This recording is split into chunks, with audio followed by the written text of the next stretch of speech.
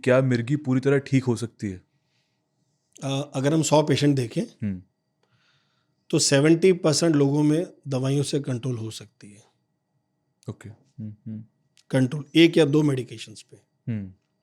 First treatment is always medical management, दवाई ही देनी है हमने। 70% दवाई में कंट्रोल हो जाते हैं। और अगर किसी पेशेंट को 5 साल तक बिना दवाई के फिट नहीं आया तो वो क्योर्ड है। अच्छा। डेफिनेशन है ये।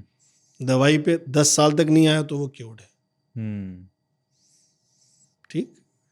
अगर उसको एक्सीड, या कुछ पेशेंट आते हैं हमारे पास कि 8 साल से दवाई खा रहे हैं, दौरा नहीं आया, दवाई कम की आ गया, दैट मीन्स क्योर नहीं है, अभी दवाई आपको चाहिए आगे।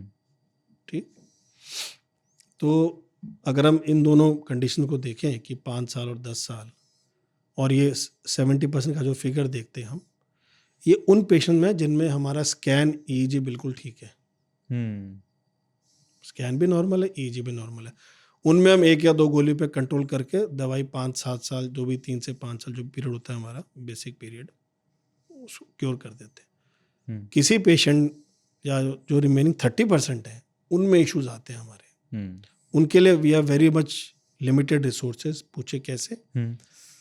वो 30% पेशेंट्स के लिए हमने 1 दवाई ट्राई की, 2 ट्राई की, 3 ट्राई की, 4 ट्राई की, कंट्रोल नहीं हुआ। ऐसे पेशेंट बनते हैं प्री सर्जिकल कैंडिडेट्स। क्या इनमें कुछ नेक्स्ट ट्रीटमेंट कर सकते हैं हम? Next treatment is surgical treatment.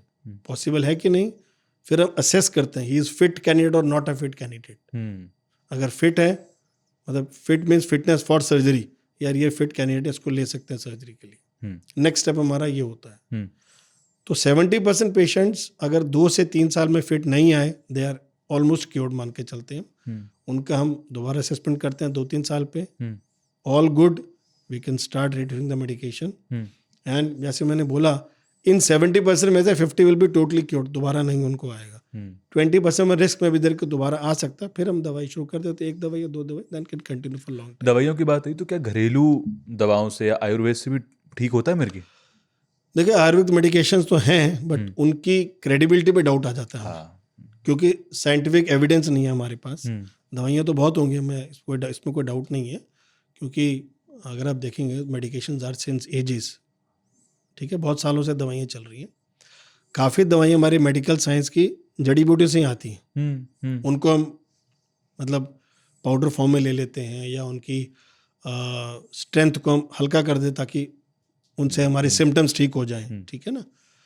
तो बट अब आयुर्वेद में प्रॉब्लम क्या है कि स्टडी कोई है नहीं हमारे पास कि ये इफेक्टिव, वो हमें नहीं पता। ठीक बात है। इफेक्टिव होंगी, बट हमारे पास कोई एविडेंस नहीं है। तो हमारा टेम्परमेंट साइंटिफिक एविडेंस का है, तो हम सोचते हैं यार ये क्या, इसका एविडेंस क्या है। हो सकता है इफेक्टिव हो, बट हमारे पास एविडेंस नहीं है। दवाई ट्राई कर सकते हैं, साइड इफेक्ट भी आ सकते हैं, उसकी गारंटी हमारी नहीं, उनको नहीं पता। ठीक बात।